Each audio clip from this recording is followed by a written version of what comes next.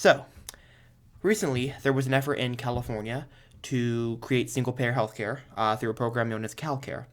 And this bill was proposed by California Assemblyman Ash Kalra. And the bill was about to get voted on. It was going to get voted on today, but yesterday by the time you're seeing this, because it's currently Monday as I record this, but I'm not going to post this until Tuesday. So yesterday, by the time you're seeing this, there was going to be a vote on single payer in California. But at the very last minute, Colorado pulled the bill.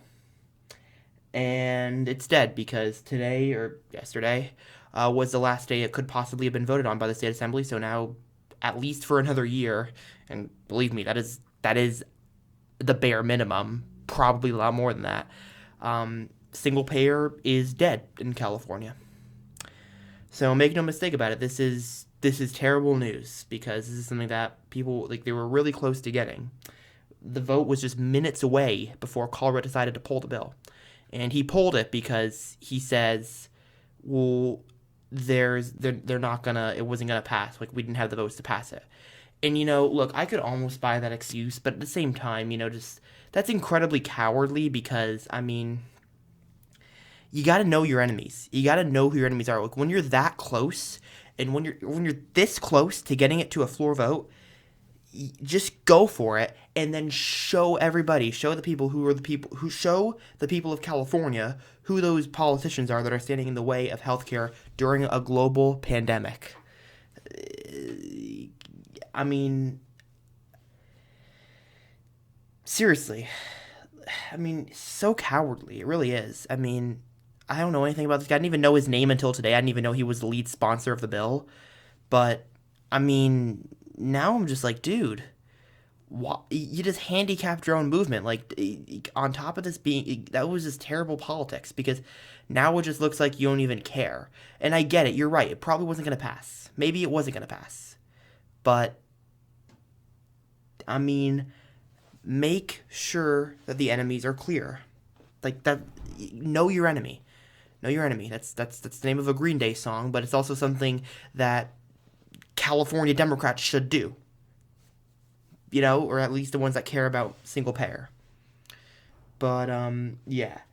And this comes just after United Health and a bunch of others in the health insurance industry were lobbying big time to get the bill defeated. And well, looks like they got what they wanted for what is this, the 900,000th time that it's happened?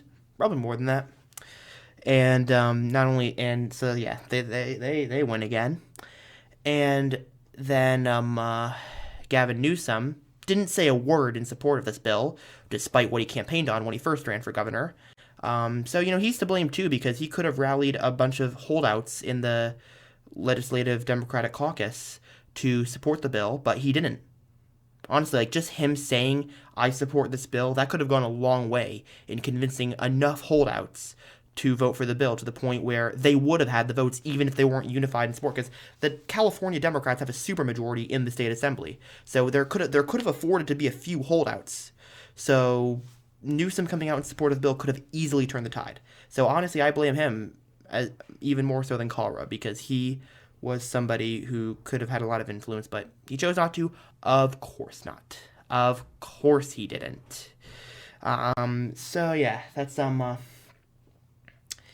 yeah. So it's just terrible. But there is some.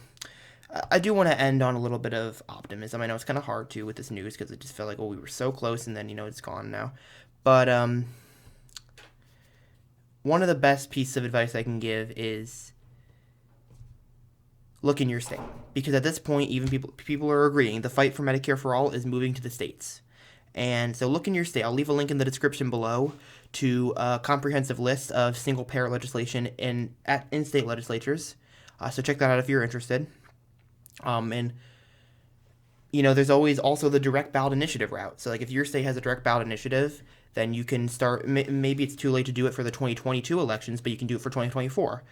You can start talking to people in your community, start talking to people in your state, even if you live in a deep red state like North or South Dakota, Nebraska, Missouri, Arkansas, Idaho, Utah, whatever, like a deep red state.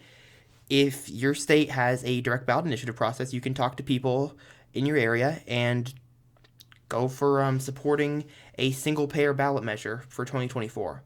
I think that it's 100% worth it to do. But yeah, so there is still hope out there. But and also, what I remember something else I wanted to add. The Progressive Caucus of the California Democratic primary, they still do plan on, because they had planned on was they had assumed that the bill was going to go for a floor vote, as most of us did, but they wanted to, after it went for a vote, to unendorse the people who voted against it. But they still plan on doing that, like those who had. They still plan on unendorsing those who had not expressed their support for the bill or were flat out against the bill. Now, I wish they would say their names, but this is a good start. So yeah, but that's where we are right now. It ain't pretty, but I mean, what should be expected? But yeah, it's the best advice I can give. Organize in your state. If your state has a direct ballot initiative process, try to work to get a single payer ballot initiative on the ballot in your state, or click that link in the description below to check out single payer legislation in your state. That's the best advice I got, but the fight continues. It's never over till we have Medicare for all. Well, that's it. Thank you all so much for watching. If you enjoyed this video, do the usual, like, comment, and subscribe. Check out more Kawa's Mind right over here. Check out my latest video right over here. And I will see everybody on Friday. Peace out.